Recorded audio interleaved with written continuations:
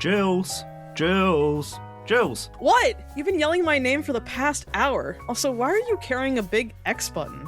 No time for that. I've got good news and bad news. The good news is, we survived the first demand of the blackmailer. The bad news is, we have 3 more games to go. So, what's the next game then? Well, all I've got here is a sheet of paper and instructions on how to fold it. That should give us our next clue in no time. A few moments later. I don't know, Satsu. I don't think that's what the blackmailer had in mind. What are you talking about? Clearly you wanted me to create this majestic paper aeroplane. Ooh, look at it go. Oh, hold on. I've got a call coming in.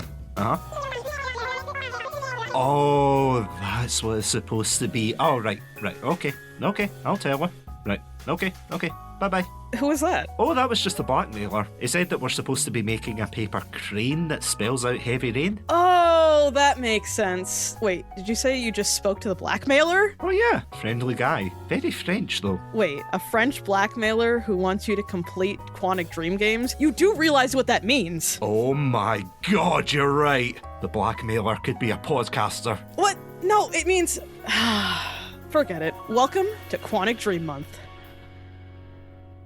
Hello everybody and welcome to the second episode of Quantic Dream Month. My name is Satsunami and joining me today is none other than the origami master herself. It is Jules. Jules, welcome back. Thanks for having me back. As of course you know, I am the origami killer, master. I didn't even have to say anything, you just folded under pressure, ironically. I see what you did there. I know really you're going to jail for a long time. Oh, and I've run out of time for this podcast. I gotta go. I was going to say you're channeling your inner shepherd there. I should go. I might have to clean some fingerprints. I have to return some videotapes. Why is that the second episode I've made that reference? Anyway, that aside, how are you doing tonight? I'm doing fairly well. You said that with such confidence. Channeling my inner Scott Shelby. Yeah. I have all my umbrellas next to me in case it starts heavily raining. That's true. Which, of course, I don't know if you know, but when this game that we're going to be talking about today released in Scotland, they had to rename the title as just Normal Day. But, weather jokes in Scotland. Whatever will he think of next? Yeah, when this released in the United States, if you got it while you were in the desert, it just said fantasy game because it never rains over there. What, Phoenix just crying right now? Phoenix in shambles. What is in Fahrenheit? -60 to their mental health well-being. They're just wrecks right now. But anyway, sorry. People who yearn for the heavy rain aside. Yeah, today we are of course going to be talking about the third game in David Cage's gamography, I suppose is the right term. That of course being Heavy Rain, the game released in 2010, conceptualized in 2006, which I didn't realise, but kind of makes sense considering how much is put in this game. Yeah, before we dive into this one, because I've got some juicy facts about this game. Honestly, I'm biased. I love this game. Same. It's one of my favorite games of all time, unironically. It's a terrible mess. It honestly is. It's messy, it's got weird things, but it's a bit like, you know that Simpsons scene where it's like Apu saying, there goes the worst employee I've ever had, but still somehow the best? Yeah. It's a bit like that. It's like they had terrible controls, dodgy animations, a plot that made no sense, but there goes the best damn story-driven game I've ever played. A bit like Deadly Premonition, but that's for another day, of course. But before I go on and say how this game changed me in more ways than one, yeah, what is your history with this game? Did you play it at the time, or was it one of these ones that you played later on? So I remember PewDiePie playing it. I think this is around 2012, 2011, and I started watching him play it, but I didn't finish because I wanted to solve the whole mystery myself. So I paused his Let's Play halfway through, ordered the game myself, and then I played it. One of the best gaming experiences ever. I genuinely love this game. And did you get it for the PlayStation? Yeah. Yes, I got it on the PS3. Oh god, so did I. This is how sad I am. Did you know that I actually got this game for my 18th birthday? What a beautiful present. No, I'm not even joking here. And no, it wasn't wrapped in origami before you say it. Well, it was this weird game. So I was on holiday with my family. It was really just like a holiday down south in England, and we had driven down and everything. And just by chance, it coincided with my birthday. So while we were down, there were 2 games I wanted that year. Would you believe? 2 games I wanted. One of which was Heavy Rain, and the other one was Red Dead Redemption, the original one. It is such a tonal shift, I'm not going to lie. Both amazing story-driven experiences, mind you, for different reasons. All I could think of was when I was down there that I was so desperate to play them, but obviously because we were across the border and everything, I wasn't going to bring my PlayStation down there. So I couldn't wait to go home and play it. Long story short, that was one of those holidays where I was violently ill when we were travelling back up because I ate something dodgy. So I couldn't play this game until much later. I was so, obviously between throwing up, I was like, oh, I don't want to play it, but I can't because I'm too ill. And eventually got round to it. And at the time, I saw this as an absolute masterpiece. I absolutely loved it. I thought 10 out of 10, no no's. Yeah. This game is the best one ever. Growing up and, getting a bit more life experience, you do start to see the cracks, don't you? Oh, for sure.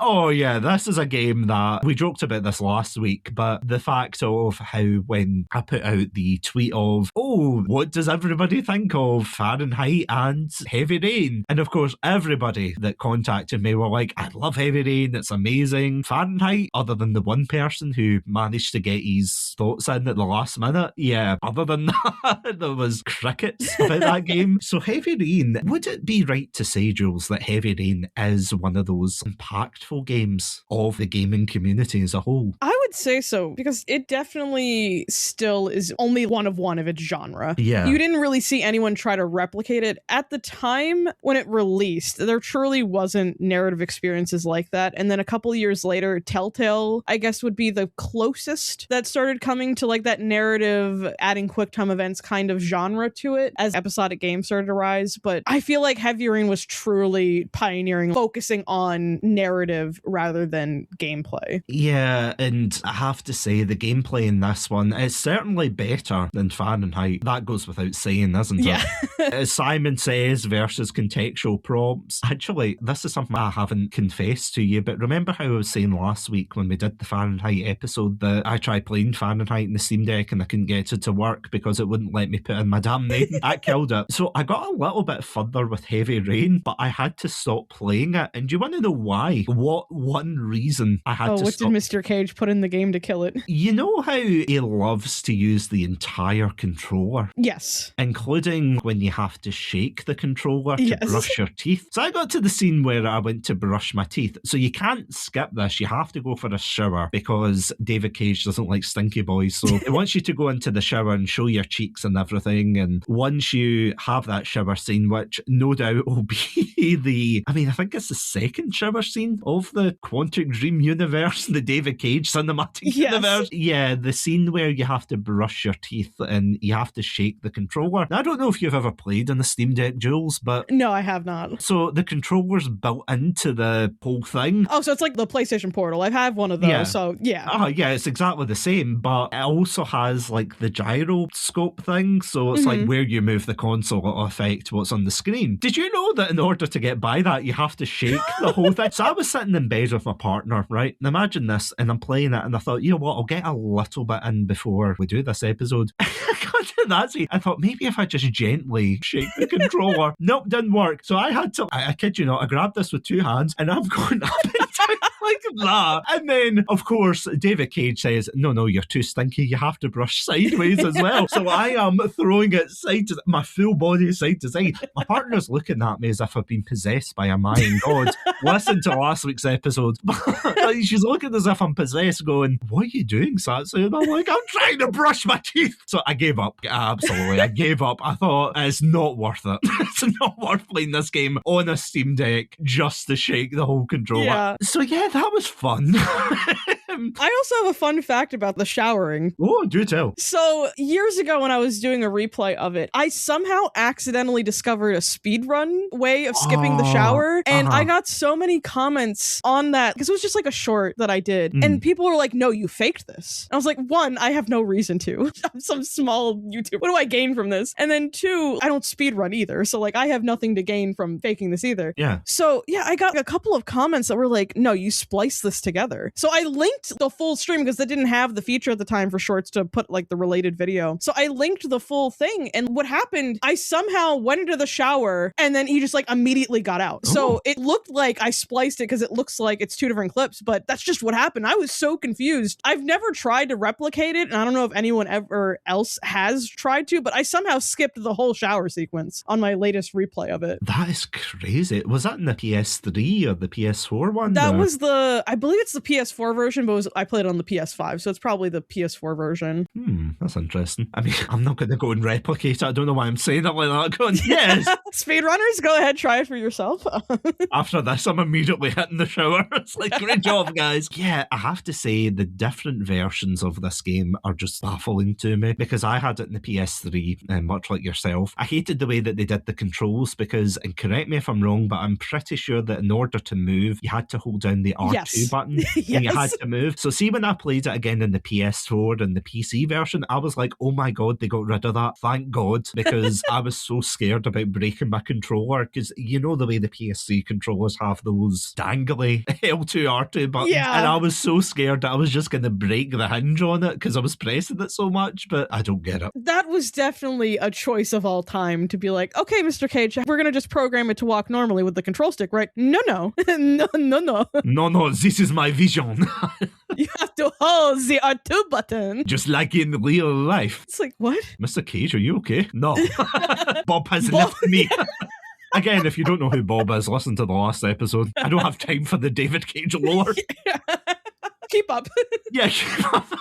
Keep up, guys. Give up. Yeah, Heavy Rain is an interesting one in terms of development, because once again, I think someone's messing with me, by the way, because somebody else said that this is another 2,000-page script. I'm like, what does David Cage do that he's just writing 2,000-page scripts going, this is my vision. Oh, very good. It's like 2,000. Again, it could be classified as a blunt instrument. Do you think to protect his home, he just has the Heavy Rain script behind his door? Nobody can get in. I genuinely, I don't get it. As I said, the game itself, I'm pretty sure it was inspired by, I don't know if you've seen it before, but it was a short called Heavy Rain, the Casting. I don't think I have, no. So it was the woman who played Lauren Winter did that, and it's kind of like a monologue she does, where she's talking about she was part of an abusive relationship, she took the gun and shot him and everything, and when you watch it nowadays, it looks a bit janky, but I think for the time, and I think that's what really captured me personally, I don't know if you're the same, that when you saw the motion capture and the graphics at the time, this looked practically realistic, didn't it? Oh, for sure. I still think to this day that the graphics hold up really well, especially considering that this game is, 16 years old That's at crazy, this point. isn't it? But yeah, I feel like that's the first thing you notice with this game is that the graphics are extremely impressive. At the time, and still, like I said now, I'm still blown away by how good it looks. There's some genuinely impressive moments in this game, but yeah, I can see some moments, you know, like when they zoom up to the characters' faces and you're like, you didn't need that close up. Especially in the beginning credits, that's a little jarring. Yeah, when it's like, oh, look at this.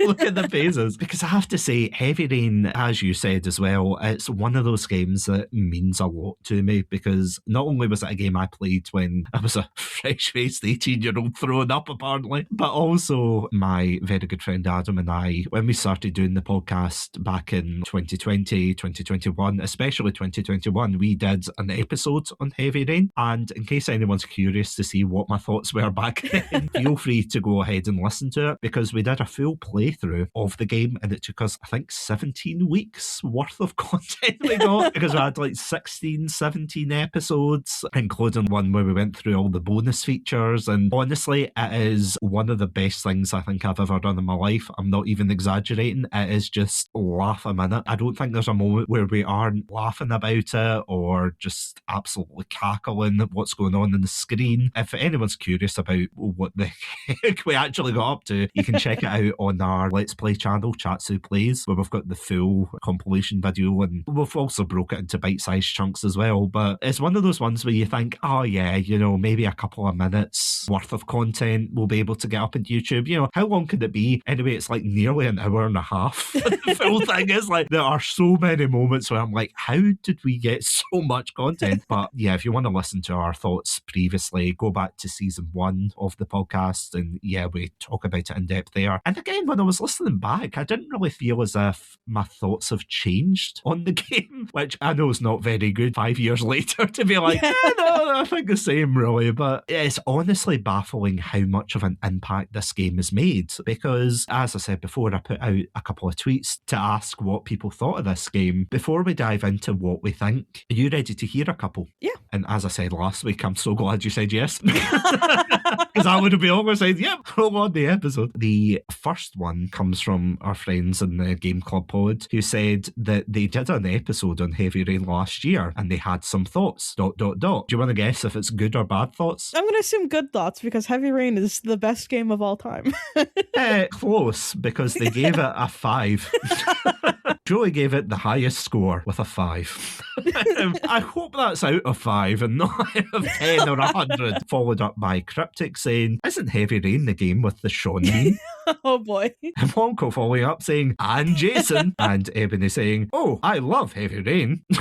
Which, there is a lot of love for this game. So Wonko clarified, he had to send me a message to be like, I've got to get my thoughts out here. And as someone who, he is an expert in France, more than me, I have to say, he would kill me if I said otherwise. So he said, I guess I can give you Wonko's insanely bad take or reaction to comment on though. Could it be said that Heavy Rain is actually David Cage's best game, simply because it's the most grounded in reality and not as completely batshit insane as all of his other games? That is true. We will touch on that though. Is Heavy Rain the definition of wasted potential, and how close does it come to being good? Apart from a long shower and ingesting near lethal quantities of alcohol, how should the player cope after playing all the sections as Madison Page and the deeply uncomfortable situation she is put in? Again, we will get onto that. That's going to be the catchphrase. We will get onto that. One of the things that I do want to point out, see, just before we get into this, is just the development of Heavy Rain. Because as I said, after 2006, they said that they were working on it and everything. And did you know this was supposed to go to Microsoft initially? Oh, that's interesting. Guess why they didn't want to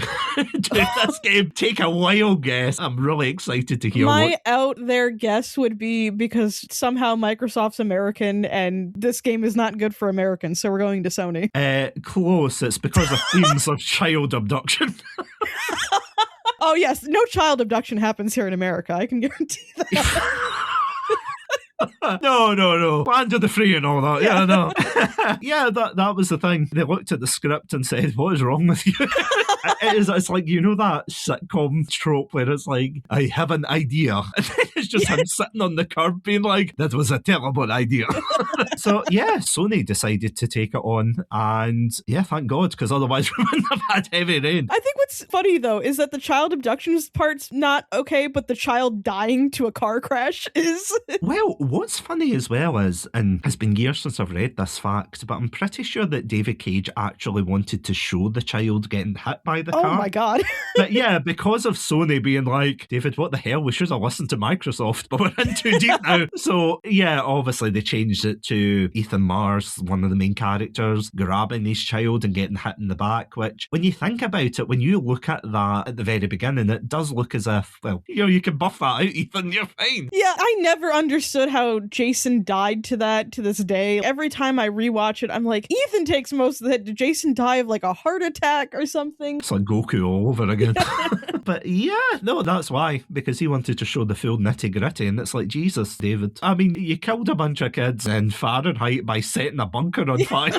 Have you no shame, Mr. Cage? It's just a car this time. Yeah, and you nearly drowned one and performed shoddy CPR on him. I mean, and of course the tagline being, and I love the reason for this, at the beginning of the game where you go into the mall and you lose your child, purely by accident, but you lose your child, and he's got the survival instinct instincts of, I don't know, like a dodo on a dinner plate.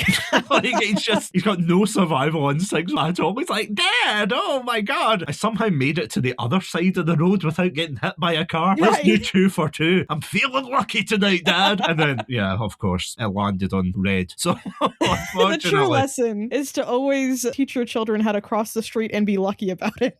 But what I loved is apparently that was inspired, I don't know how true this is, but I really hope it's true, that he said he briefly lost his son in the mall, which made him reflect on what it means to love your son. This then led on to the tagline, how far are you prepared to go to save someone you love? I said this to you off mic that when I was younger, I also got lost in like a department store. After that whole traumatic experience, I never once thought, I should write a book about someone getting chased by a van, you know? It's like the mind of this man, let's just say. It took me losing my son in a store to really appreciate my child.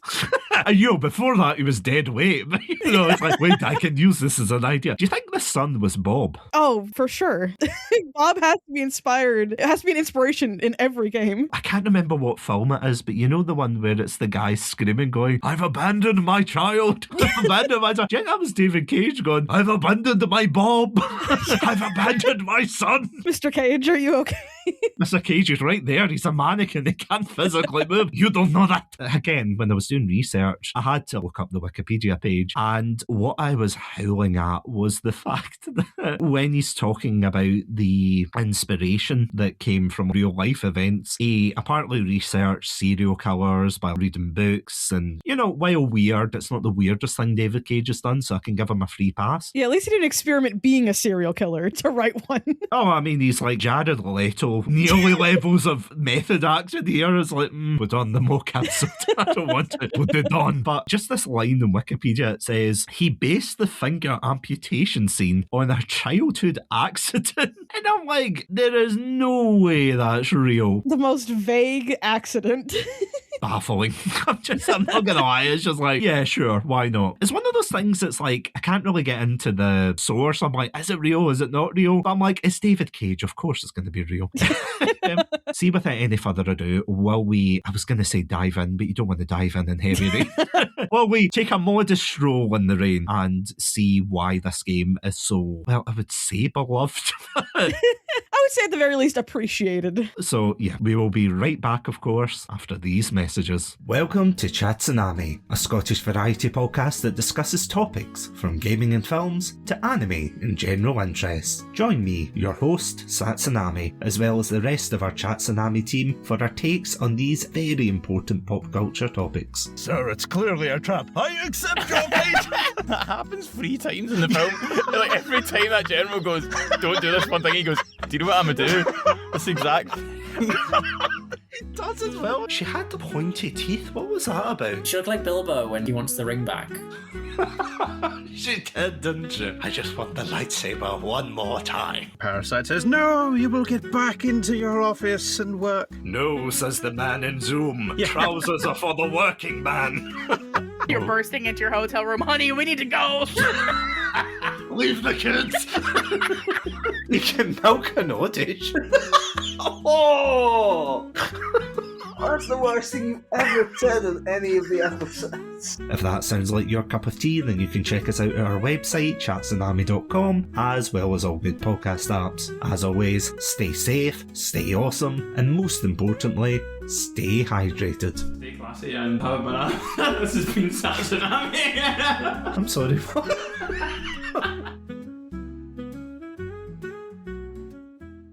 Do you have to throw on your favorite true crime podcast before bed in order to fall asleep? Same. And it's the very reason that I created Serial Napper. My name is Nikki Young, and I'm here to lull you to sleep or perhaps to give you nightmares with some of the craziest true crime stories that you've never heard of. Each episode of Serial Napper features a different true crime story told succinctly the way that it happened.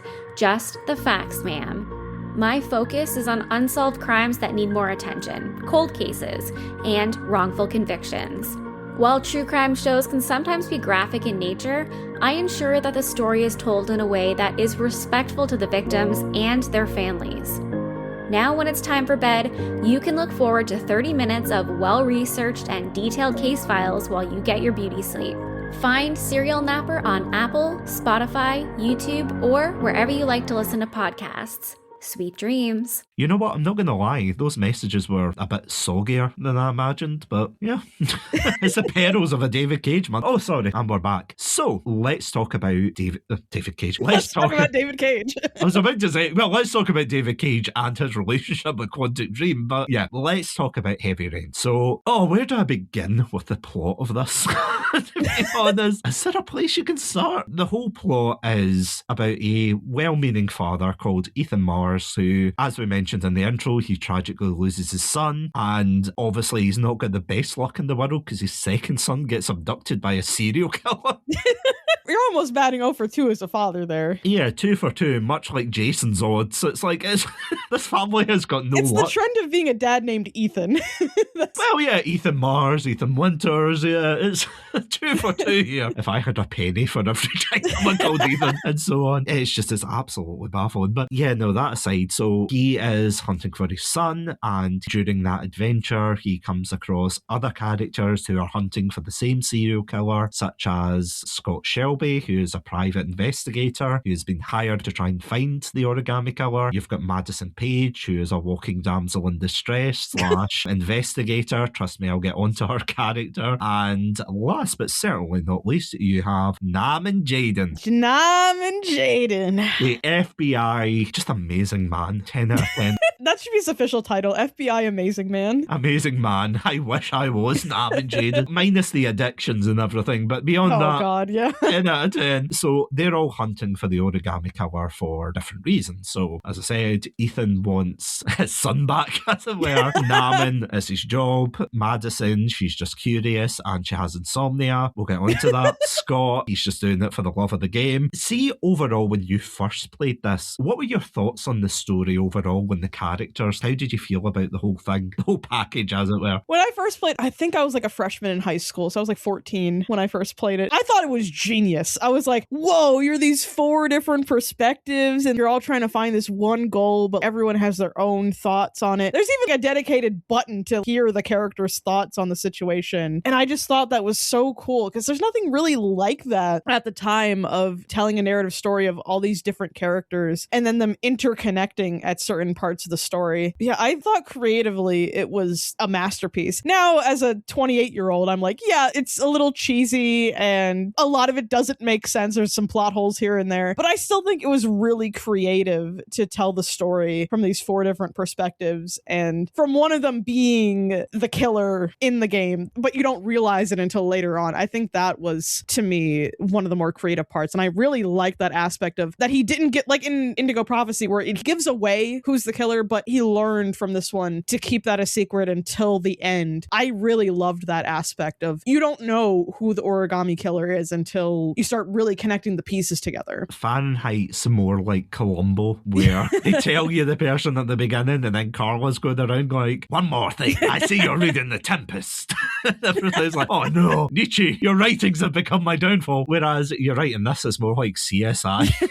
Where, yeah, as you said, you have to put the pieces together and be like, who is it? And it's weird because when you first play this game, you genuinely think, oh, this is really interesting. It's a really cool idea that you get to play these 4 characters, see how they interweave with one another. But replaying it, once you know the twist and everything, right, you're like, there's not a lot of replayability. Like, you can if you want to be a sadist and kill them all. Or I can openly say I've probably replayed it about 4 or 5 times just to like try to get all the different endings and stuff, because I was just curious how much your choices actually affected it. Because like comparing it to Telltale games where, yeah, in the grand scheme of things, your choices don't really affect how the main story goes. But I would say David Cage did a pretty decent job of the story being branching off into different paths, into it doesn't feel like the same playthrough every single time, because it feels different if you truly do choose different choices throughout the playthrough. It'll start to feel samey after about the 3rd one, but yeah, I think it did a really good job expanding on, well, what if this happened? What if that happened? Instead of it all eventually branching into the same thing. Because that is something interesting that David Cage has brought up in interviews when he was asked about the concept of the game over screen, for example, and how he hated that in games. And I can kind of understand that to a degree, but then of course you ask the question, well, how do you get around that? Because game over screens are a quintessential thing of video games, you know. Right. It tells you whether you're doing good or bad, and if you get too many game overs, it's like, well, yeah, you're probably doing terrible. Just a Mario Kart, you know. But what he wanted to do in this game, and I do find it really fascinating, is he wanted to take this idea and then say, you know what if we didn't have a game over? Technically, you have a game over in the sense of you can't play as those characters anymore, but it doesn't stop the story from going on, and it has a wider impact on the world as a whole. And I thought that was fascinating, both at the time and even nowadays. I think it's really cool that that is a thing. Although then again, I say that, but I tried playing this on the PC back in 2021 and it kept freezing. So maybe my actions caused a bit more damage than I was expecting, but I was like, oh god, here we go. But that idea of the quote-unquote butterfly effects, thinking, oh yeah, I'm not going to do this, or oh, I'm going to do this, and it has an effect on where your characters go, what they're doing. I mean, for the most part, genuinely, at the time, and again, this came out the same year as Red Dead Redemption, but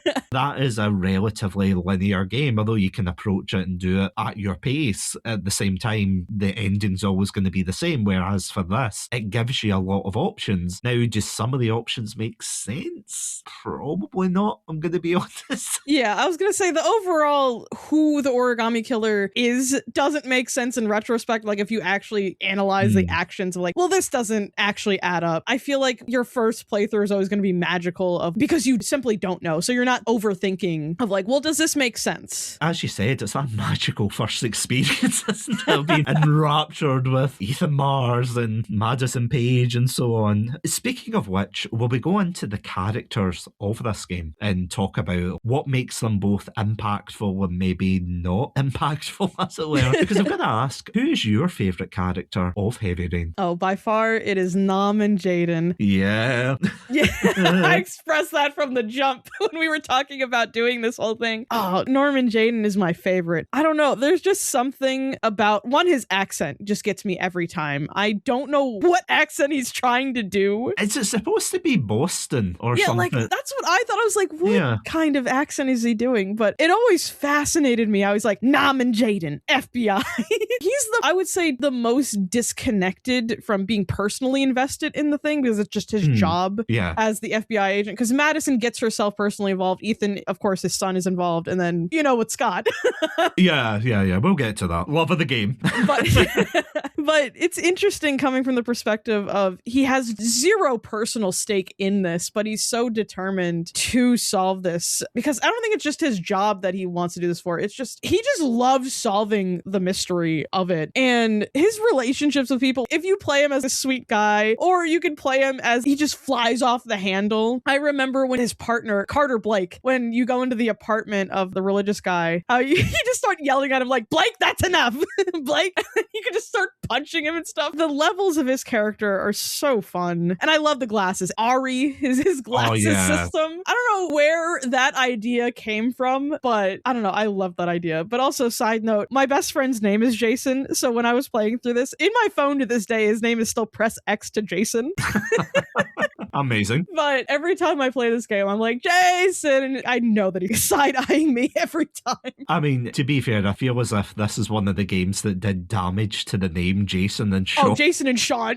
Yeah, just completely killed it. It's like, yeah, I don't want to name my child Jason or Sean anymore. Oh, yeah. Fun times for Jason and Sean out there. It's actually baffling how, thinking about how technology has evolved since and how instead of having the ARI glasses or the ARI glasses, we have meta glasses, which is now only used by creeps to film people without their knowledge. Where's the cool FBI glasses? Right. Like, what were we promised by David Cage? David Cage constantly is like on the pulse of things that are going to happen, like the AI in Indigo Prophecy taking over, and now the meta glasses kind of concept, but he's not on the right track of what it's going to be used for, which is kind of funny. I mean, it's the same with Detroit Become Human, where it's like, oh, buy your own Android for $700 $700. And it's like, yeah, that'll never happen. More like $700,000. Yeah, no, it's like, or maybe it's you can hire it for $700, but I was looking at it being like, that seems oddly cheap for an Android 12 play. And I'm like, is that on loan? What's going on? How is it cheaper than an iPhone? Very optimistic about the economy in 2050.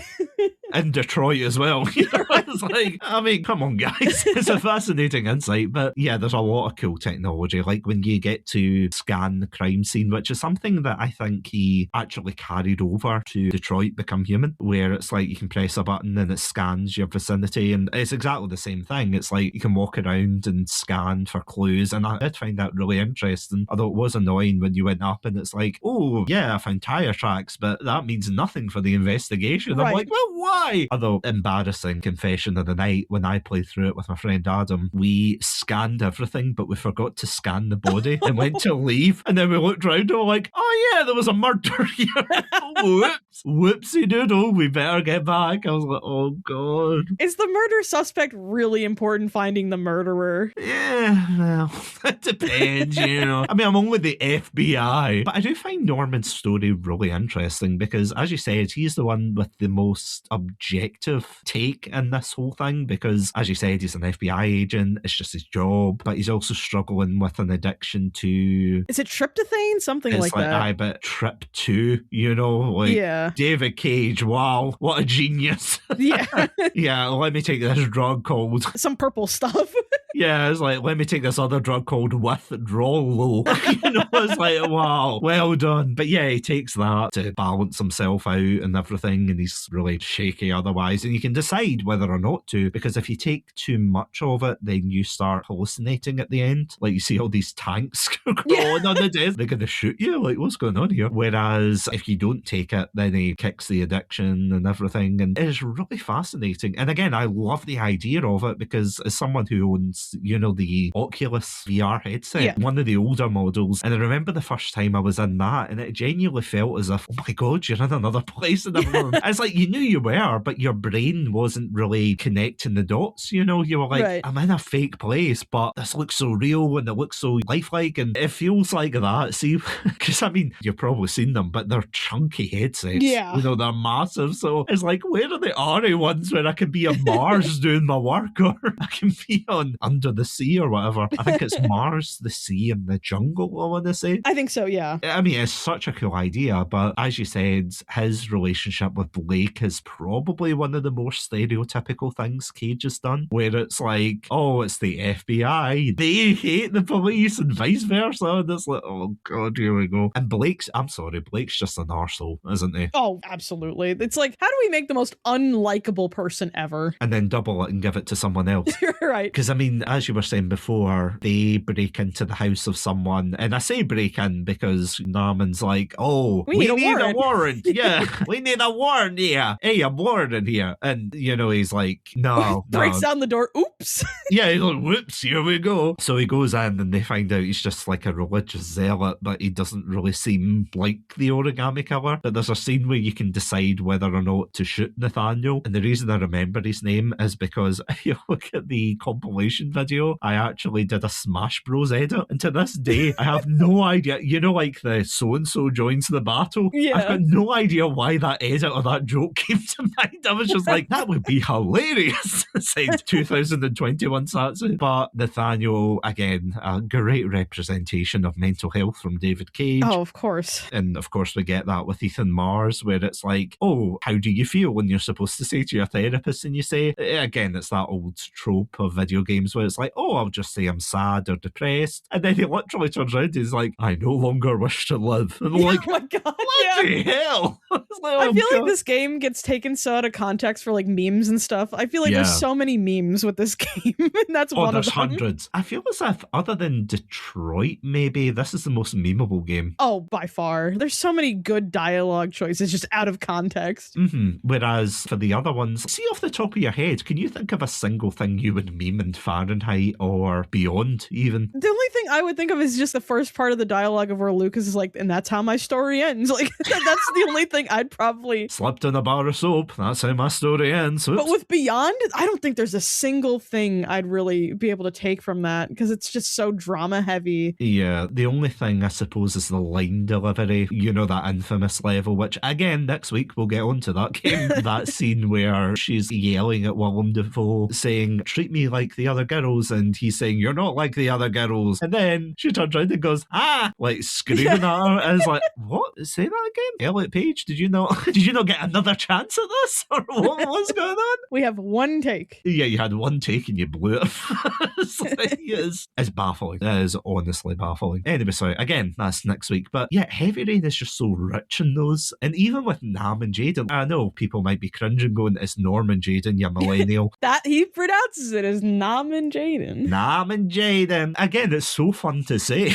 You're like, Nam and he's coming. Oh, he's gonna get the origami killer. He's gonna get a Philly cheesesteak. You know, I don't know what the I think it impresses me that no one ever corrected David Cage on the pronunciation of origami the entire time. Genuinely, there's a compilation video out there where it's like several different ways to say origami. So it's like origami, origami, origamo.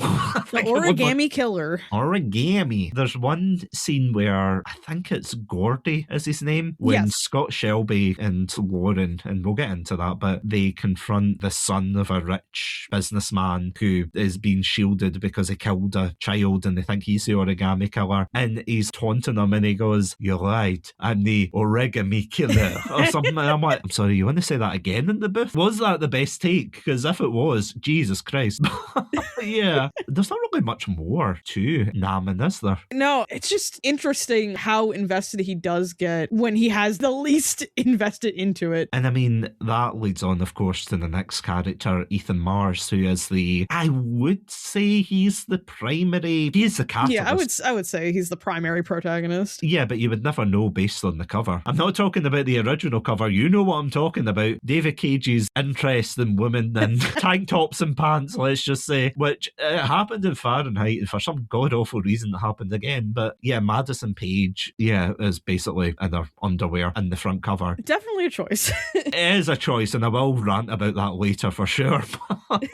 Yeah, putting a pin on that, because I'm sure Wonko is listening out there going, answer my damn question.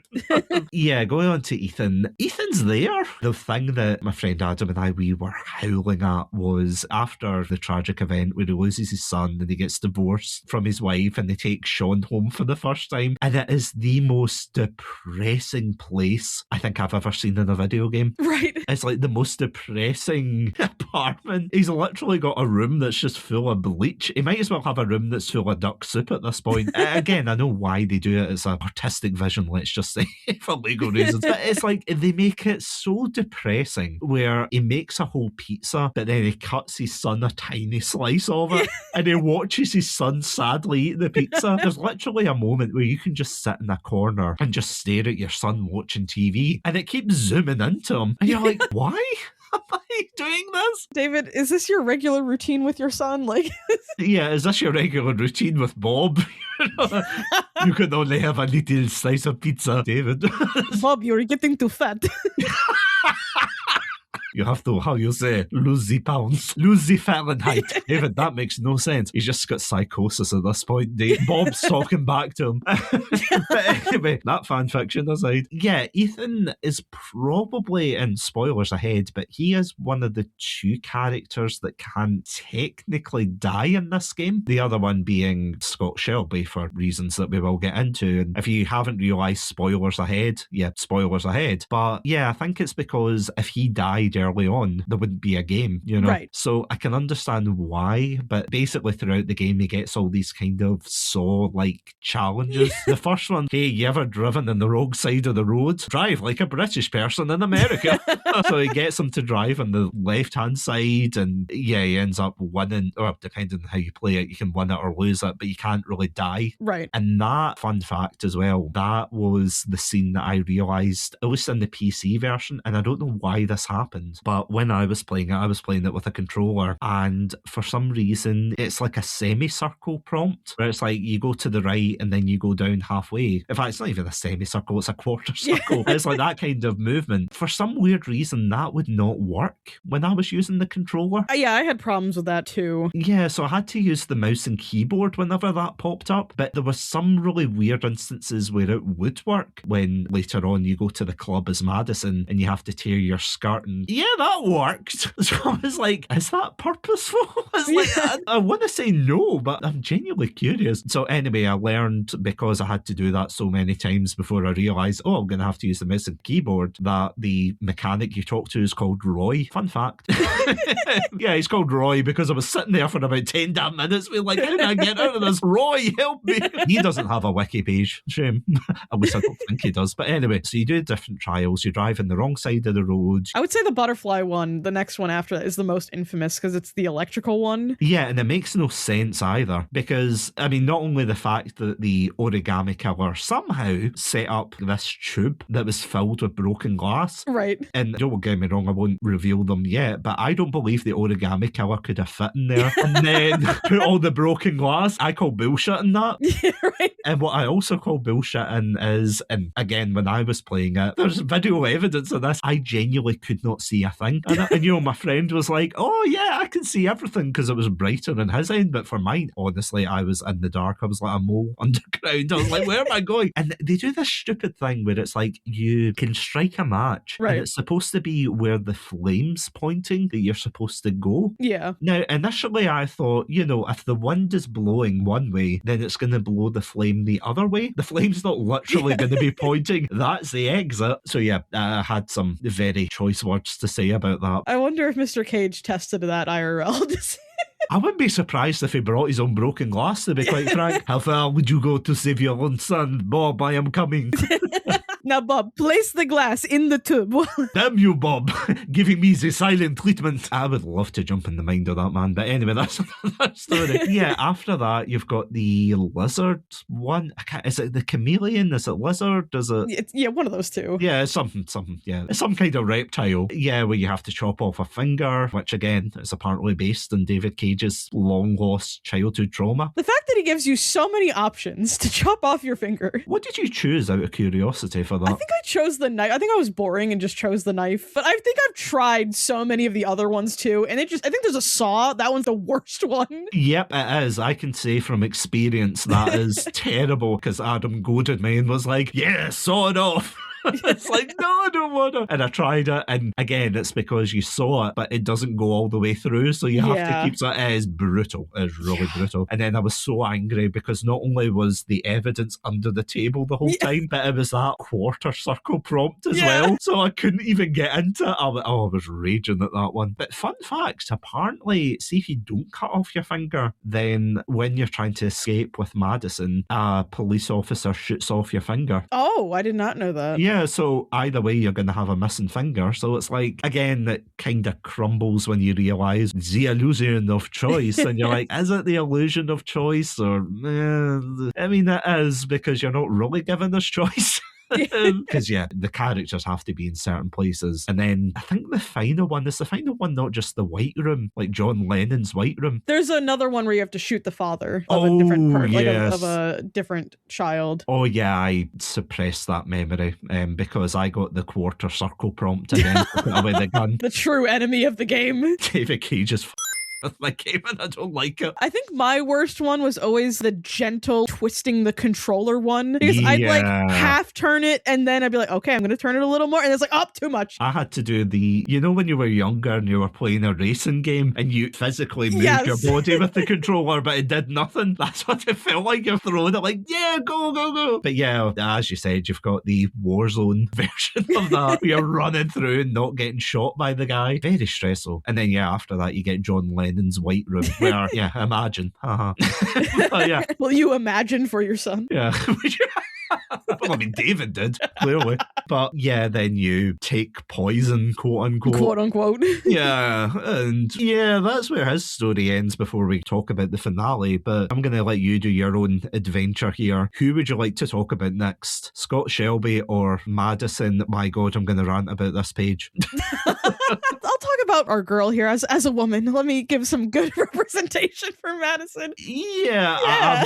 I mean, as a woman, I've got to ask, how do you feel about Madison Page? Oh, terrible. I'm not going to lie, it's rough.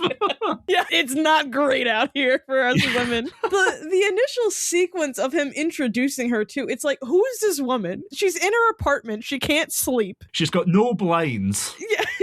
She's in her undies. Her apartment makes no sense. Like, that step that she has to do every time to, like, go up to her couch is so massive. It's like, girl, is this not a hazard? But yeah, the initial introduction is like, oh, she needs help. She's not an independent woman. And it's like, oh, great. Right off the bat. She imagines getting kidnapped by these two guys, but it wasn't real. All right. And then you learn she's a journalist investigating the origami killer. And for some reason, she's like, well, I have bad insomnia. Instead of going to a doctor about it, I'm going to go to a hotel. No. Not a hotel. Come on, backtrack here. A motel. Oh my, yeah. The sleaziest motel ever. He's like, are you going to sign the book? You paying by cash or card? Here's the key to your room. Do you know what really messed with my head in that scene, other than the fact he is a total creep and I genuinely thought he would have a spare key, is when he went, Madison Page, 27. And I'm like, oh my God, I played this game when I was way younger than Madison Page. Right.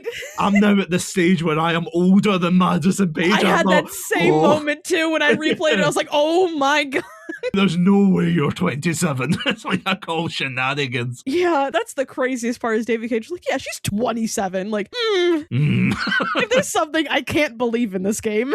Yeah, there's a lot. That is one of them. But that one's up there.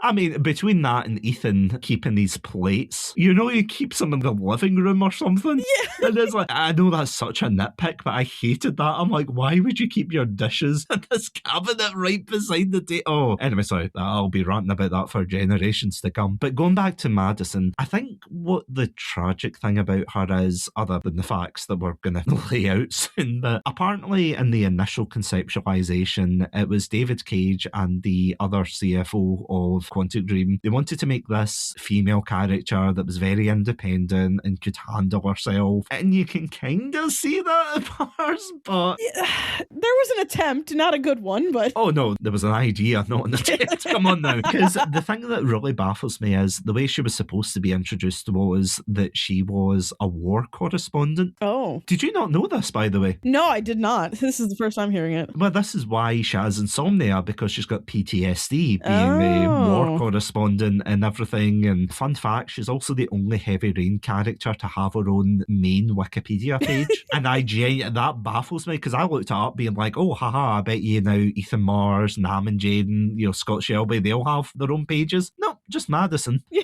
that makes sense. No idea why, but okay. Madison Page. Yep, 27. 27 years is all I can say. Yeah, oh no. Channel Manor Wesker there. I had to. Resident Evil David Cage game coming 2028. Oh god, if only. Capcom are scared. They fear what you could give get. him a Wesker solo game and it would be the best experience of all time. Well, it would just be him phoning over Rebecca Chambers for the whole thing. And it'd be a basketball minigame. It'd be like, David, come on, you move past this. Come on, man. Yeah, she was supposed to be a journalist, and apparently there were levels where you could have gone into the news office and everything and collect clues about the origami killer. That would have been really fascinating. Right. But what we've got instead is, and again, you're completely right, the first introduction is a woman who wakes up from a sudden dream. She is in a tank top and pants, and you go around and you see these shadowy figures running around. And what's even worse, and I genuinely didn't know this was a thing, I don't know if it's maybe been censored in the console versions, but definitely not in the PC, where again, you can go and take a shower. And I remember going and thinking, and again, I was playing with my friend, and I thought, okay, I'll just go take a shower, it'll be like Ethan, where they take the shower from the perspective of the back and everything. Nope. I mean, other than the obvious part, you can see everything. If you watch the compilation video, I've had to blur out the whole screen. This is just baffling. I was like, you've literally just made a nude model of this person and just slapped her on there. And I thought, maybe David would learn in his next game, Beyond Two Souls. But that, of course, is next week's discussion point. I'll leave that to simmer in your head, Pandalorians. Yeah, so it's very exploitative, and I really struggle to see how it's part of, I don't know why the French slipped out there, part of the artistic vision. I don't see how it's part of the artistic vision, because you've got a woman who is vulnerable, alone, got insomnia, and again, they never explain it's because she was a war correspondent. They just say, oh yeah, Madison Page. Beyond the first level, I personally, I don't know, obviously this is me from a male perspective, but I feel as if a lot of her levels are very exploitative. Oh, I agree. She comes across 3 different serial killers.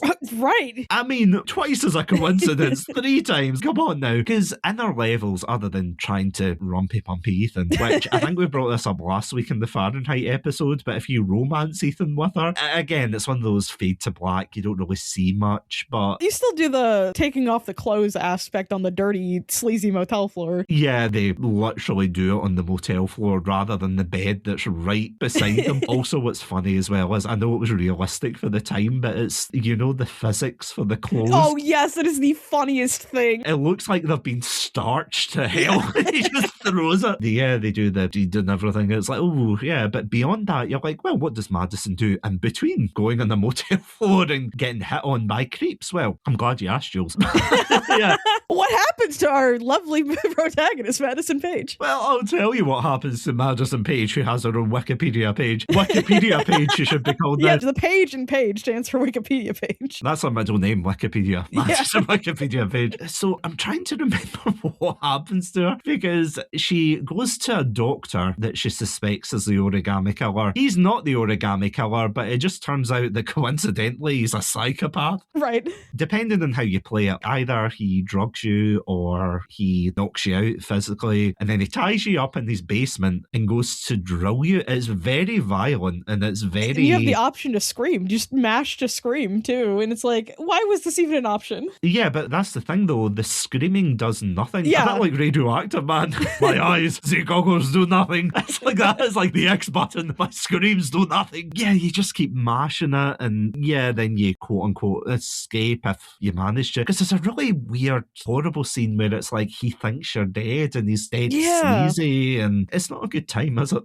No, it's like, who was this for? Genuinely, who was like, you know, it'd be a great character developing scene? Because you've got that one, you've got Paco, who's like a sleazy guy, and that's the one where you have to, and again, as I was saying, that's the only time the prompt worked, and I absolutely lost my shit over that. But the fact you have to sexualize yourself, so you go in with a modest blouse and a modest skirt and everything, and then you basically rip it. Yeah. Pull out your boobs, pull out your legs, that's it. Do some dance revolution in front of these sleazy guys, and then you have to do a lap dance thing for them because he points a gun at you. And then again, it's like, I think this is where they thought they were doing the right thing by saying, oh, she's not a damsel in distress because she's getting out of these situations, but she gets herself into these situations quite a lot. Right. And like the solutions just, oh, well, she just happened to free the ropes of the doctor and then she runs away. And then for Paco, there is the option, but I feel like you have to play it multiple times to know what exactly you have to do to prompt to not take off your clothes. But most of the time when you're playing it the first time, you're going to have to take off clothing items. Yeah. And it's like, who thought this was empowering? It's like, oh yeah, she does hit him with the lamp eventually, but who thought that this was an empowering sequence here? Oh, and you have to squeeze his balls with a 4-button prompt, which that was baffling to me when I was like, there is no way this game has a 4-button prompt to squeeze somebody's testicles. And it's like, oh yeah, there is. Thank you, David Cage. Yeah, this is what gaming was missing. But speaking of what gaming was missing, other than that horrible image, and the fact that they zoom in on her face as well at that point, you know what, David, what is wrong with you? Speaking of her meeting serial killers, did you ever see the DLC for this game, The Taxidermist? Yes, I played it, but I have the vaguest memory of it. Yeah, so for anyone who doesn't know, there was supposed to be DLC for this game, which I'm kind of sad there wasn't more DLC, but it was called Heavy Rain Chronicles, I think, and it was supposed to be a chapter per character. So the first one was supposed to be Madison Page, and she was investigating the origami killer, and she comes across, again, another serial killer, who arguably, I'm throwing this out here, arguably is a worse serial killer than and the origami killer. The origami killer at least had, I mean, there was a terrible ideal and moral code, but at least they had some kind of code. This guy, as the name suggests, is a taxidermist, and he goes around kidnapping and murdering women and stuffing them. It is horrifying. It's really creepy and everything, and it makes me think that David Cage probably could make a horror game. Yeah, I was gonna say, I'm surprised he's always dipped his toes into the horror genre in his games of like trying to put some scary stuff into it, but he's never fully tried a horror game, and I would love to see him try one. As someone that likes horror games, I would love to see him attempt one. I was gonna bring up for this game the aspect of characters dying and staying dead. There's a game from 2004, I believe, called Obscure, where you have these 5 characters and they can stay permanently dead if you do kill them, but it's not the same aspect of Heavy Rain where there's major story implications with these characters. But I wonder if he did play that game and was like, oh, I can have multiple characters and then if they die, they stay dead. Weird game that, I know, being called Obscure, weird game, but it's one to check out if you've never heard of it. It's a survival horror kind of game. But I would love to see David Cage try a horror game because he has all these elements to make a scary game. It's just he never fully goes into it. Because I feel as if that is the downfall with a lot of his games, that it's not just that he commits to one idea, it's that he has to have several ideas. It's a bit like in Detroit Become Human. You know, you've got that scene where one of the characters is thrown away into a garbage pile and it just basically looks like a death pit for androids and they're all zombified and crying out for help. And no, that messed me up when I played that the first time. I was like, whoa, this is freaky. So it's like he can do impactful scenes like that, but it's just, I wish someone reined him in at times, and I think they did for Detroit. That's why it works so well. Whereas the other games, it's like, we'll see where David goes with his crazy machination of the day. But yeah, for this one, again, it is really terrifying and it's creepy. And again, you can either get the good ending where you escape, you can get another ending where you unfortunately perish. But again, this was the only DLC. And do you know why this was the only DLC? No, I mean, I was going to say maybe they couldn't get all the actors back, but I remember they replaced Madison's voice actor in the DLC. Well, funny enough, you know the guy who plays the taxidermist? It's the same guy that plays Scott Shelby. Oh, right. I forgot about that. No, it's just, I was honestly cackling because I was like, he does sound familiar. And then I looked up and I was like, wait a minute, it's not the same voice actor. Oh my God. Scott, what are you doing here? Scott, my man. So the reason that they didn't do any more was because of the PlayStation Move. Which, for those of you who are too young to remember, and I can't believe that, but probably there are people out there listening going, what the hell's a PlayStation Move? I had one. Did you? Wow. I did, yes. I've thought about replaying this with the PlayStation Move eventually as like a fun concept to do, because I know I played around with this game with the PlayStation Move, but I never did a full playthrough way long ago. But yeah, I still have my PlayStation Move somewhere, but oh gosh, the concept of people not knowing what it is. Hey kids, you remember the Kinect? Do you remember the 3DS? 3D what now? Oh. Do you remember the Wii Fit board? I was like, oh no. I actually found that the other day. I was like, oh my God. Yeah, I still have mine too. Like, it's like a relic of a bygone era. I've still got, and oh God, this is like a whole rabbit hole here, but I've still got, you know, the instruments for Rock Band. Oh yes, same. I still have some of mine. I've still got the drums and the guitar and everything. Oh, so good. I'll have to stream that sometime so I can get banned for my terrible singing. But anyway, apparently, again, for those who don't know, the PS Move was like PlayStation's answer to the Wii, I suppose. It was like motion controls, but it was more responsive and everything, apparently. I never had it personally. I would say, yeah, from the little that I played of it, because I also had a Wii and the Kinect, so I think I have a decent comparison. But I remember it was pretty responsive because the sensor on the top of it somehow was just better than the Wii's. But was there any really good games for the PlayStation Move? No.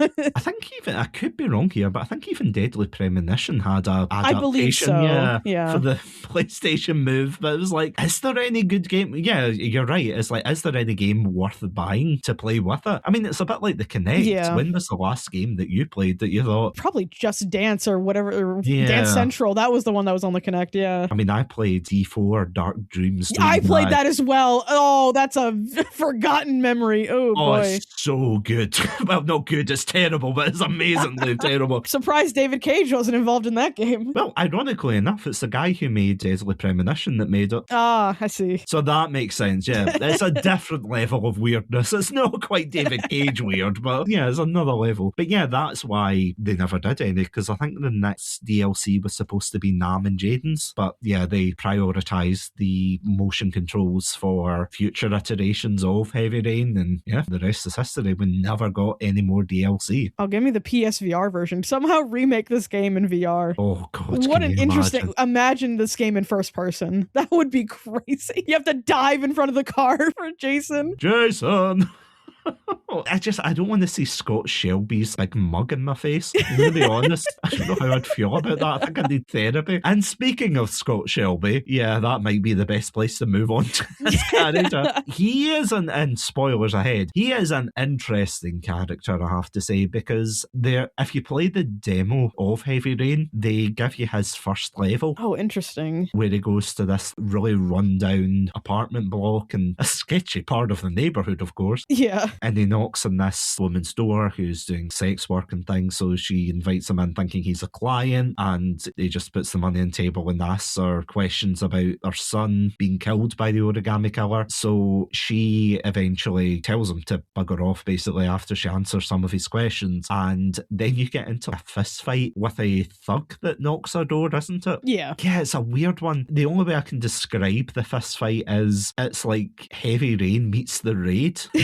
It's like a rotund Scott Shelby fighting this like really muscular guy. It's like, you know, the joke you get in those reels and things where it's work strength versus bodybuilder strength. It's a bit like that, and he just beats the you-know-what out of this guy. I feel as if there is a lot of poignancy with that moment. I will admit. How did you feel about, see that introduction with Scott Shelby? How did you feel the game handled it? As far as all the characters' introductions, I think Scott has the best one, because you're like, okay, you're this private investigator, you're going around interviewing, and like it sets you up really well. You're like in this sleazy apartment, like you said, and it shows a very good system of, okay, you're asking the questions, but you only have limited questions to ask, so you got to really think about this, but your time is running out. I have to compliment David Cage on that. Is like, he does build this environment of stress. A lot of your decisions, like, oh gosh, I have to do this, I have to do this. But I think it's a really good introduction. When you get to the fight, I was like, oh, did David Cage watch some, I mean, I'm a wrestling fan, but I was like, did David Cage watch WWE and was like, okay, we have this big fat guy, but also this really big muscular guy. Who's gonna win this fight? In the blue corner.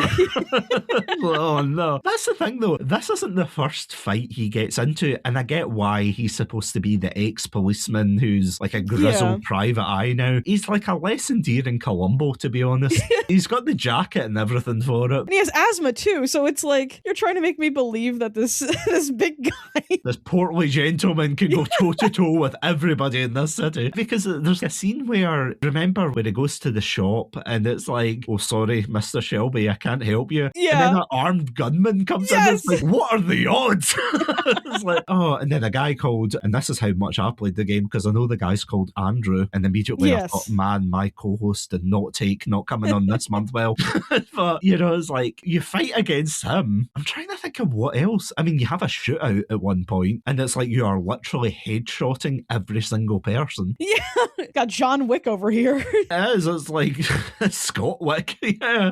It's insane. Oh, I mean, his KD ratio is incredible, isn't it? It truly is, because it's like, I understand he's an ex-cop, but like, pinpoint accuracy. The section I always remember is going into the shop with the typewriters, Manfred's. That is the most stressful part of that game, because you're like, oh, I have a minute to wipe down all the fingerprints of everything I've touched. Oh crap, Lauren touched things too. We have to wipe those down. Yeah, I missed one the last time I played it. I swear I always miss one. It's a pain in the back. I hate that level. Because it's always, oh yeah, we've been arrested. I'm like, god damn it. Yeah, no, you're completely right. Again, do you think it's because this game is a lot more realistic that it adds to the sense of tension? Oh, for sure. For sure. I think because David Cage somehow did not have any Mayan spirits or any other supernatural things happening in this one, it just puts you into the game more, because you could imagine yourself in these types of scenarios like, oh, this is what I would do. This is what I want the character to do. But the tension is is more believable because it's a believable scenario for most of the time. Some of Madison's stuff, it's like, okay, I'm not going to get myself into a serial killer situation probably, but for a lot of their scenarios, it's also just the time limits. You don't know how much, because there's not like a timer on the screen or anything. It's like, oh, you have this amount of time. So you're really just like, okay, I have to do this, I have to do this, I have to make sure that I do this. I really liked the tension in the game, especially, I mean, even on more playthroughs of like, okay, well, now I have a better estimate of how much time. It's like, you still don't know what is more important to things. But yeah, in hindsight though, with that being the most tension-filled scene, it's also the most plot hole-filled one looking back on it, because it's like, well, how did the origami killer come in here? And then Lauren didn't notice anything. And yeah, so you go back to that one, it's like, okay, this is where the game kind of falls apart as well. But the first time you're playing, you're not thinking about it. You're just like, wait, what? Manfred's dead? What? How did this happen? You had one job, Lauren, one job. Right. No, you're completely right, though. There are some moments where you do have to suspend your disbelief, but speaking of supernatural elements, do you know the story behind that of what could have been for Heavy Rain? I think you've told me a little bit about it. So, you know how Ethan has the blackouts and everything? Yes. That was supposed to be a lot more substantial. Apparently, the reason they left them in to begin with was just because they left it too late, really, in the development cycle. Right. They couldn't really take them out without the game making no sense. Yeah. So what apparently it was supposed to be was Ethan was supposed to have a psychic link with the origami killer. There would be scenes where when you blacked out, your whole house would be flooded and you'd have to swim through it to get to Sean, and Sean would be this drowned child model floating towards you and everything. And it was really horrifying. Yeah. But what's actually really interesting is, and I was watching one of those, it was like beyond the borders of the game and everything, they break where you're supposed to go. If you zoom out of Ethan's house in that level, well, I say his house, his shack,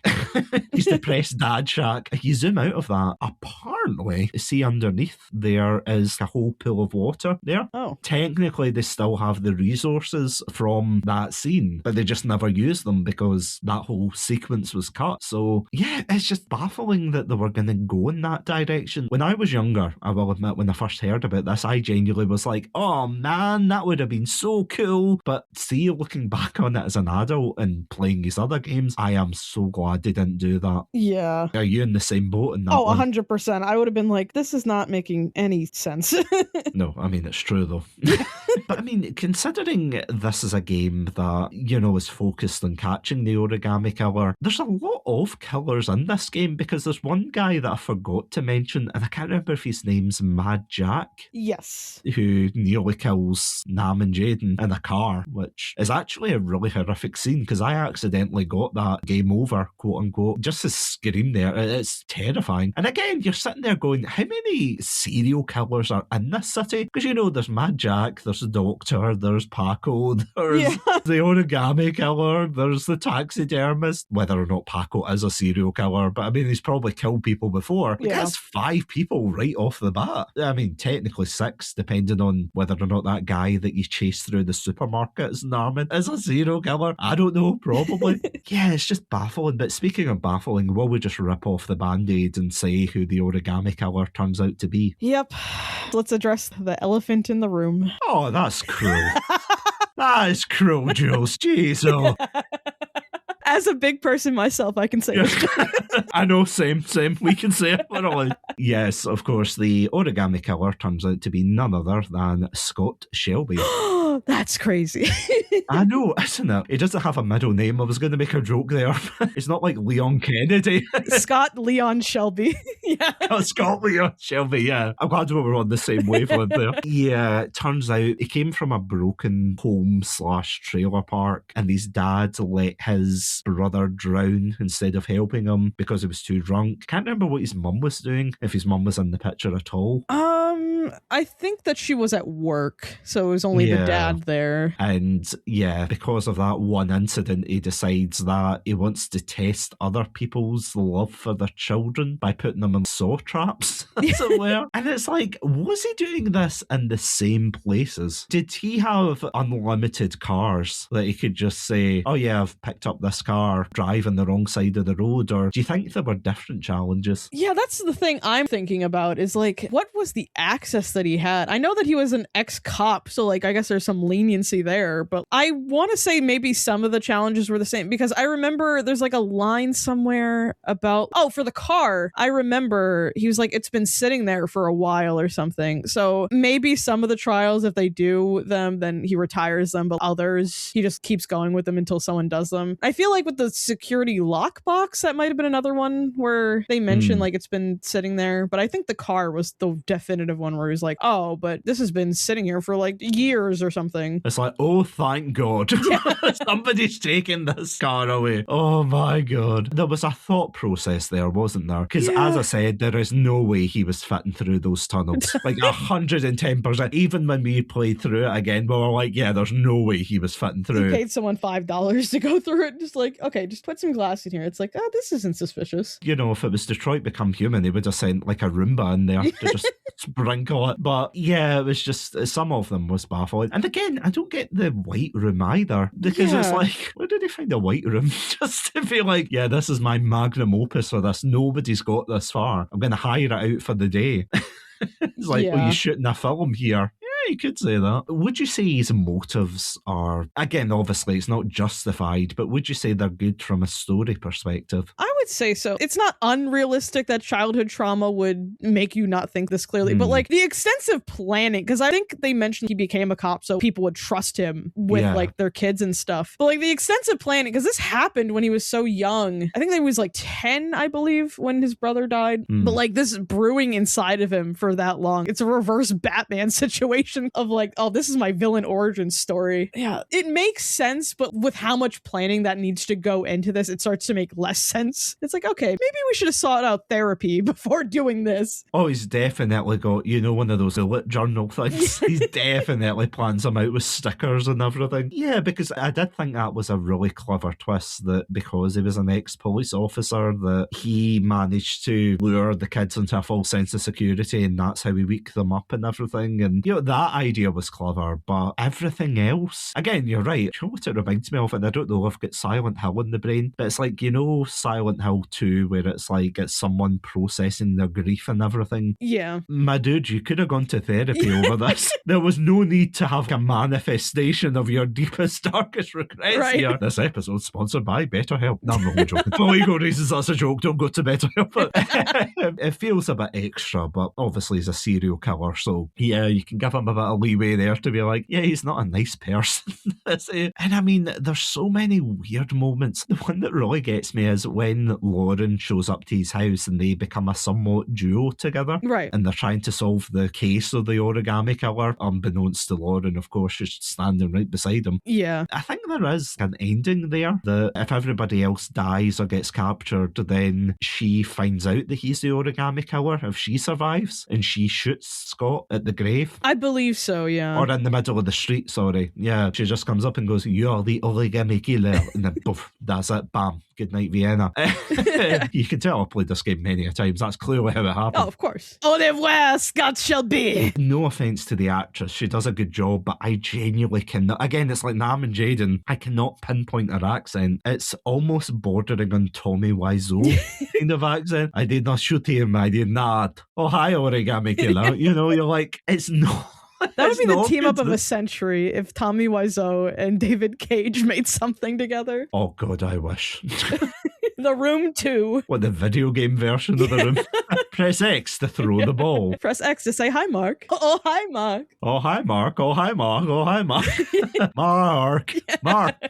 Oh, God, if only. One day, Mr. Cage, please, if you're listening to this, if you haven't tuned out already, please. We need it. Make this game. But yeah, sorry, as I was saying, you're putting as the origami killer, unbeknownst to the player, you're putting yourself into precarious situations, including pissing off Gordy's father, I think. Mm-hmm. Can't remember if Gordy is the dad or it's the man that... Gordy's the son. But yeah, Gordy has killed a child accidentally, and they think because of that he's the origami killer, but no, it just turns out the rich person making a stupid mistake, but because he's rich, he gets away with it. So there's this weird John Wick scene at the end, and it's really bizarre because he storms the... In fact, sorry, even before he storms it, and this is something I noticed, which again, when it happens twice, you do perk up and go, huh? Where in the Mad Jack section, Naaman has his hands tied to the steering wheel, and he's going to get crushed in there. But then in Scott Shelby's sections, he's also got his hands tied to the steering wheel. And I'm like, was this a specific mandate from David Cage? Or once is a one-off, yeah, I get it, but twice? To which I also made the mistake of confessing my love for Steve McQueen instead of Lightning McQueen. If anybody has no idea what I'm on about there, please watch the compilation, because, I mean, it doesn't make as much sense there, but it makes a little bit more sense. But yeah, the point is, it's kind of a weird coincidence, but yeah, you basically go John Wick after that, don't you? Even though you're in really wet clothes, you're basically sodding and everything. You're like, yeah, I'm going to just shoot all these guys in the head, and you do. And you decide whether or not to give his dad his heart medication, isn't it? Yes. That doesn't end well, does it? No, not particularly. Of course, that leads up to the finale if you get everybody who's alive, or if you get all the characters to the finale alive. Yeah, what did you think of the final confrontation? I remember, I feel like the adrenaline of finding out that Scott's the killer, so like all of your choices are coming back to haunt you somewhat. Yeah. And then the final showdown, if you've been doing all the trials correctly and you go to the right location, and then you're trying to open up the sewer that Sean's locked under, but then Scott comes in and he's just like, Ethan, no. You still haven't won my game. It's like, come on, dude. No, don't do this. Yeah, I do hate that after, but when it's like, oh, you went through all my trials, but you still don't win. It's like, oh, bullshit, dude. Come on. Yeah, sorry. And then I think it's Norman that tackles him, and they have that whole fight scene on the trash compactor or whatever. That is such a weird, sorry to interject, that is such a weird scene, because there's a scene where it's like he climbs up the ladder after Shelby, and he's on the, what do you even call that? Like the conveyor belt kind of thing? The conveyor belt, yeah. And he's standing there like, oh, where is he? And somehow, again, I know we've made this joke before, but he's a rotund guy. Like, you would hear him coming, even in the heavy rain, you would hear this guy tumbling towards you, and he sneaks out of nowhere and tackles you to the ground. It's like, how is he so nimble with his feet? That's what I want to know. But yeah, sorry, go on. And then you have the police convinced that Ethan is the origami killer, and you have to be Madison. I remember Madison driving her motorcycle in there. It's like, how did she not get shot for messing with an investigation? It's funny because if you fail that, she gets arrested, and then they shoot Ethan on sight, even in front of Sean. Yeah, that's crazy protocol. Oh, he has his son. Shoot him anyway. What I found really weird as well is, see when Ethan comes out at that moment, he turns around to Sean and is like, I'm going to check if the coast is clear. And he pops his head out the door and they're like, shoot to kill. What the hell? And of course it's Blake who's the head of that. Yeah, he's like, it's over, Ethan, you son of a bitch. I'm gonna get you. Is this because we jumped off a motel roof? That chase scene is crazy. Oh, that is insane. That is so stressful because I pressed the wrong button. I was like, yeah, I want to jump off. And it's like, oh, you want to surrender yourself? No. There's just so many moments like that where it's like, yeah, I want to go the very moral path. And yeah, long story short, you end up in a therapist's office as you're watching Blake beat the hell out of him. That's not where I envisioned my life to be in 10 years. I'm not going to lie. This was not in the plan. See, when you first played it, did you get the happy ending where everybody, well, except Scott Shelby, lived? Yes, I did. And like you pointed out now, with the apartment being the same apartment as Lucas's from Indigo Prophecy, I'm not going to be able to unsee it. Oh, that messed with me because I remember someone mentioning it years ago and I was like, yeah, sure, there'll be an Easter egg or something. But I mean, I sent you the screenshot. I pulled up the picture and I was like, oh my God, that is the Indigo Prophecy apartment. And Ethan's like, yeah, it's a friend of a friend who's sold this apartment. And this is something that I really don't like. And maybe this is just a me thing, right? I don't know how you feel about this, but something that kind of irritates me is, you know, when you get fan fictions, right? Trust me, I'm going somewhere with this. You know, you get fan fictions where it's like someone will take two characters from completely opposite shows. Like, for example, let's say The Simpsons X Game of Thrones, right? Mm-hmm. And it's like, if the Simpsons characters were in Game of Thrones, they'd immediately just be killed off. There's no two ways about it. The same with a Game of Thrones character being in The Simpsons. It's things like that it doesn't mesh with me. You know, I can't see how those two types of properties can coexist. Now, the reason I bring that up is because the implication there is, of course, that Lucas Kane is in the Heavy Rain world. And there's also a reference in Beyond Two Souls when you're playing as Jodie and she's sitting on a bench and there's a guy beside you reading a newspaper that talks about the origami killer. And I'm sitting there thinking, so is this just David Cage's cinematic universe? I don't see how, I mean, as we talked about last week, all of that batshit insane stuff, you know, there's the purple clan, there's the orange clan, they're running about somehow while the origami killer's running about. Yeah, Scott's actually in the Organization 13.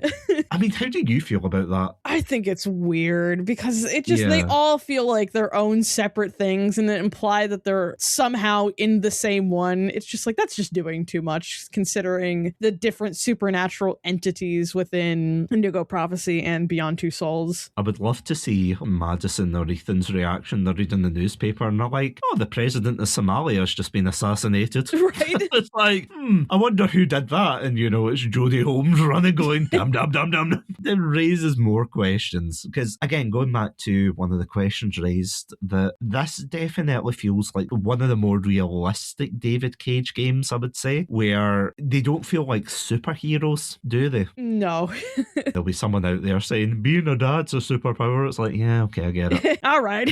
Yeah, but I mean, you're not flipping over train cars and everything. It's like, come on. Yeah, it feels more realistic. And I think that, for me personally, is why it resonated with me. Because, I mean, obviously, when I was 18 years old, I wasn't a father, and I still aren't as of recording this episode. But it's quite an innate response, isn't it, for parents to want the best for their children. And if their children are under threat, then obviously they're going to try and figure out ways to protect them. Or, you know, I mean, it's like every film in that genre. I mean, between The Last of Us and Taken, for example, it's that kind of fantasy of if your child was abducted or whatever, what would you do to protect them? And, you know, usually the answer is, oh yeah, I'd grab a gun and I'd hunt them down. And it's like, you live in the UK, where are you going to get a gun? Kind of thing. But I mean, if it's America, it's like, yeah, aisle 3 Walmart. Yeah. I mean, tell me I'm wrong, Jules. Sorry. I can't. Phew, thank God. This is why I've got you on for the episode. Oh, phew, thank God. America expert right here. Yeah, it's that kind of semi-relatability. I mean, again, I'm not a depressed dad either.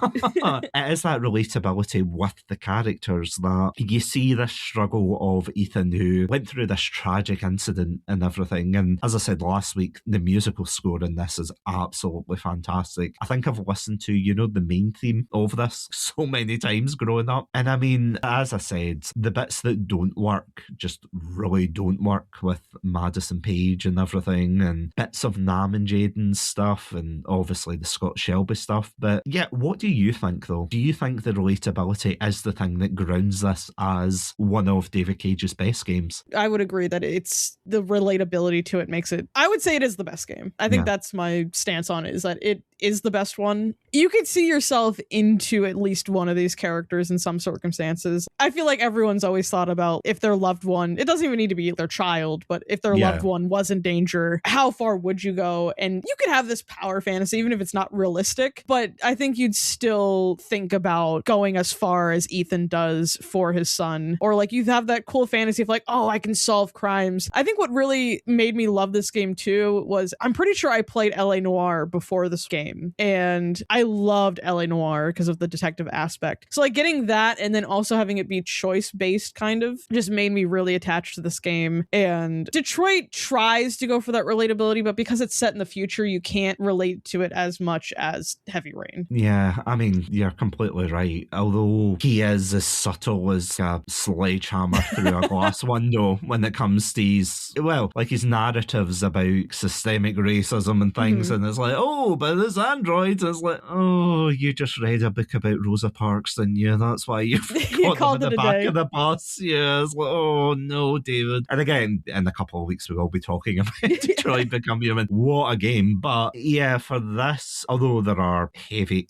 ironically enough, heavy missteps, at the same time, what works in this game genuinely does work. And I do think at the time, it definitely looked better at the time compared to games that were adjacent to it. But even nowadays, as you were saying before, I don't think it looks bad. It's definitely janky, but it definitely doesn't look as bad as some games of the time. You know the way some younger generations are joking with that, where they go, oh, it's like a PlayStation 2 game, and it's like, you weren't even born when the PlayStation 2 came out. Zip it. But it's definitely a game that I think that, I mean, obviously if you're into that genre and you're curious about this game, it's one of the ones that I would recommend for David Cage's series, as it were. And fun fact as well, I don't know if you've seen this, but I think this is a game as well where in the bonuses they have a short film for Kara, you know, the android, which is baffling that came out so far back. But yeah, it was that idea of our androids getting built up and becoming sentient and then deciding she didn't want to die and everything. I mean, you looked at this and went, wow, is this going to be the next David Cage game? And technically we had to suffer through Beyond Two Souls before we got into that masterpiece. But I mean, going back to something we spoke about last week, that if I was ranking the games, see it in nostalgia, I would probably put Heavy Rain at the top as well. This is going to sound such a sentimental reason, but those several months that I spent playing it with my friend Adam, it's some of the most fun I've ever had in a video game. And going back and rewatching those videos and everything, and you still laugh every time. There's not one time when I've gone back and gone, oh, that was a bit cringe, or that was a bit this and that. It was like genuinely, I was just laughing in it. I was like crying, laughing. Honestly, I don't think I could say, I mean, granted, we only got halfway through Detroit, but I don't think I would be able to say the same thing about Detroit, and maybe it's just recency bias, but yeah, honestly, I think, see, mechanically, I think Detroit is the better game. I agree. But in terms of the story, the emotion and everything, although, as we said, it has its missteps, I do think that Heavy Rain does a great job. I mean, except that one scene where he's in Grand Central Station or whatever. Yeah. Where he starts knocking down people, that was a bit like, oh. That was a thing. I mean, I completely forgot about it until there. I was like, oh yeah, I forgot he does that. Or he keeps collapsing in his motel room. And one of the other things I pointed out was, see, when he's got the box and he flips it over, he's got a loaded gun in it. Yeah.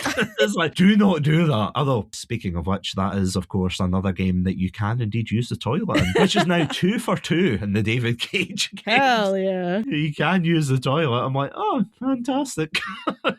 Will Beyond be able to do it? We'll find out next week. But yeah, sorry, flopping it on to you. What are your final thoughts of this game? It is definitely number one for me. It's genuinely, I would say, probably top 15, if not top 10 favorite game of mine. Every time I've replayed it, I've had fun. The most recent was I replayed it for a friend. She had never heard of this game. So I think that's the best experience to me, is seeing someone who doesn't know anything about the game experience it. I was playing it for her, but she was like telling me what to do and stuff. And having her try to work through it and see her guesses of who the origami killer were, it's just such a fun experience seeing someone try to figure it out. Meanwhile, you're just like, I know who it is. But I don't know. It's just one of those one-of-a-kind experiences that can't be replicated. And it's such a good experience that whenever I think of my favorite games of all time, it has to be up there for how many good memories I have with it. Oh no, I can totally see why though. That's the thing as well. See if you were recommending people to play this, so would you recommend the PlayStation 3 version or the 4? I'd probably recommend the more updated version. Personally, I just prefer the PS4 and PS5 controllers to the PS3 one, but it's mostly personal preference on which controller you like better. I mean, I would personally say the PS4 one. I do think that the PC version's a bit janky, at least for mine. The mine's is, I mean, I've not got like a super hyper mega PC. That's a technical term, that can run them at 1,000 frames per second, but at the same time, it's a decent enough PC that for a game this old, it should have run it, but it kept freezing at times and there was some technical issues and it was really janky. So if you're going into this game, if you can play it in the PS4, if you can't and you have to play it on the PC, then go for it, because usually it's quite cheap, isn't it? Yeah, usually it's on sale whenever there's Steam sales. I think it's generally, isn't it usually $20 anyway? So it's not super expensive, but yeah, it's usually on sale. Because I think, did they not sell 50 million copies or something recently? Well, it was more for Detroit, mind you. Yeah. And that is insane that people are still interested in these Quantic Dream games, even beyond the memes and everything. And I think that's why a lot of people are so fascinated, because you've got that infamous glitch glitch, you know, at the very end where you find Sean. Yes, I love that clip. You keep spamming Sean, but there's times where it doesn't go away. So the origami girl's like, yes, and my father wasn't good to me. And Sean. Honestly, it's a guilty pleasure, this game. And yeah, if you haven't played it, definitely, what are you waiting for? Yeah. We've already spoiled it. You might as well play it. Yeah, you should have played it 2 hours ago. Yeah, come on. What are you doing, guys? But honestly, Jules, thank you so much for coming on this episode. And yeah, not only talking about Heavy Rain, but just sharing your adoration for it. Thanks for having me on. I love this game, and I'm looking forward to talking about one of the other games. The other one, it'll be an experience. Oh, I can't wait. That'll be like the 10-hour supercut.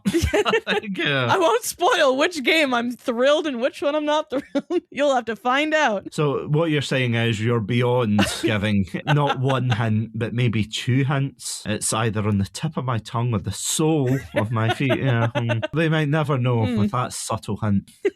On that very subtle note, of course, where can the amazing Pandalorian listeners find your content? All my socials are BadGamesJules, Twitter, Twitch, YouTube, Instagram, all of them the same handle, just BadGamesJules. Honestly, I envy you. I say this every time, but I envy you for having just such a simple... Thank you. If you want to check out more episodes of Quantic Dream Month, as well as other episodes that we've done together, then you can check us out at our website, chatsanami.com. I also want to thank our amazing Pandalorian patrons, Robotic Battle Toaster, Ghostie, and Cryptic1991. Thank you so much for supporting the show. And if you would like access to exclusive episodes, early access, behind the scenes, as well as Jules and I playing through this game on the PlayStation Move for legal reasons, that last one's a joke. Well, it is a joke for now. Then you can indeed check us out at our Patreon page, patreon.com/chatsunami. This podcast is a proud member of the Podpack Collective. For more information, check us out at our Twitter/X handle, Podpack Collect. But until next time, next week, we are indeed 2 souls going beyond. And we'll be talking about that game. Probably our least favourite, I'm going to be honest. But yeah, is that right in saying, Jules? I would say so. Yeah, but until then, stay safe, stay awesome, stay hydrated, and if you want to share in our misery, yeah, you can play Heavy Rain first, but yeah, play Beyond Two Souls. Bye, guys.